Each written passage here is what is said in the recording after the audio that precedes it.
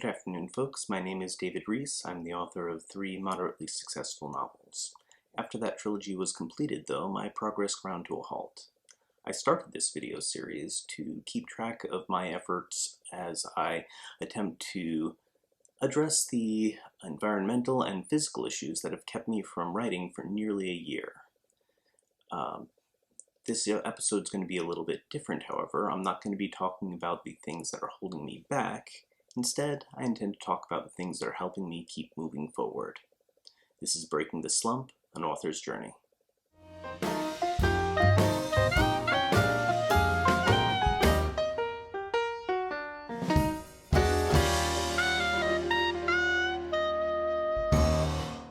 When I look back at my previous videos, a lot of the focus has been on the obstacles that have been keeping me back. And to some extent, I feel that I've come across as though I'm complaining about all these hardships that I'm facing, but the truth is that my life is actually pretty darn good. And I'm incredibly lucky to be surrounded by loving family and supportive friends. And I think that I needed to take an episode and really focus on the good things in my life and the things that are helping me stay motivated and focused moving forward. The support of my community has been incredibly important to me. And here's the thing, I'm not a tremendously social person. I don't have a large circle of friends, but the friends I have been incredibly powerful and positive force in my life. My family, too, has been a tremendous source of support. I don't speak to my brothers as often as I should, but the truth is that I hope they both know that if they needed me for anything, I'd be there. That's not because just out of a sense of obligation, but because they're both awesome people that I'm proud to know. My parents have both been there for me through thick and thin, and every time I speak to them, they make me smile. So, there's a tremendous amount of support there, and that keeps me going. My husband and I have been together now for 29 years, and looking forward to the next 29. It's been a good life here. I have 2 cats.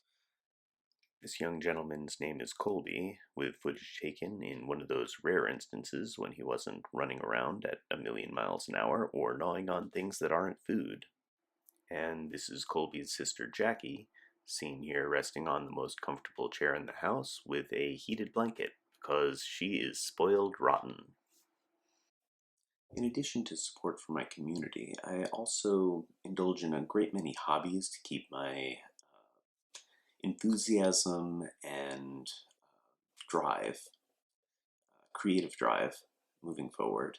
And in these days of social distancing and sheltering in place, there's an awful lot that I can't go out and do. I haven't done an awful lot of landscape photography or hiking and camping or anything like that for months now. Haven't been out to the movies, etc., etc., etc. So there are things, though, that I'm still able to do. Lately I've been doing woodworking, reading a lot, and generally trying to improve my abilities in arts and crafts. One of the things that I've been playing with recently has been modifying Nerf Blasters. I had seen some YouTube videos and was intrigued. You see, I'm a software engineer and in Silicon Valley, and every once in a while you find yourself working someplace where Nerf battles are serious business. And being engineers, some percentage of the participants are not willing to leave those Nerf blasters stock. They need to be upgraded. This right here is the Nerf Hammershot. It is my favorite blaster to modify. I like it because it is spring operated and can be operated by thumb, and it holds 5 darts and can be fired. You can use one in each hand, and it's just generally good for Nerf battles in office space. small enough to be handy and a lot of fun to use. My most common modification is to remove the air restrictor, to increase the spring tension by replacing the spring, and to replace the hammer and trigger with metal versions.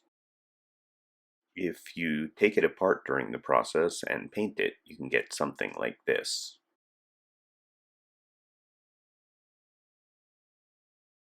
Or like this. This is the first one I painted, actually. As mentioned, I've also been doing a lot of woodworking lately, or at least some woodworking lately. My most recent project was making a balance board for exercise. I really am trying to get myself into better shape these days. When it comes down to creative endeavors, though, the end goal has always been to get back to writing, and I'm pleased to announce that I actually have. I'm not making tremendous progress yet. I'm still having issues with the ergonomics in my work environment and dealing with some issues with distraction, but making progress. I've started plotting my next novel, and Jackie, get down from there. Hold on a second. That is not a place for cats.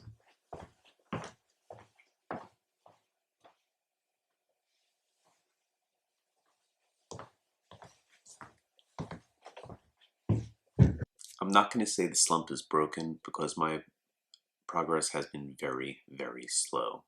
But at the same time, I have hope, and I'm feeling very positive moving forward. So I guess that's most of what I want to talk about this video.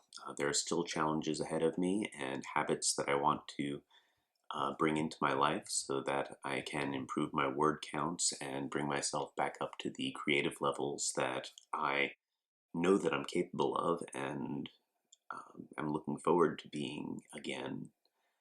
And but at the same time, life is good. There's an awful lot of good things going on, and I feel very positive about where I'm going to be a month from now, 2 months from now, 3 months from now. The future is bright. Thank you all. This has been Breaking the Slump. I'm David Reese. See you next episode.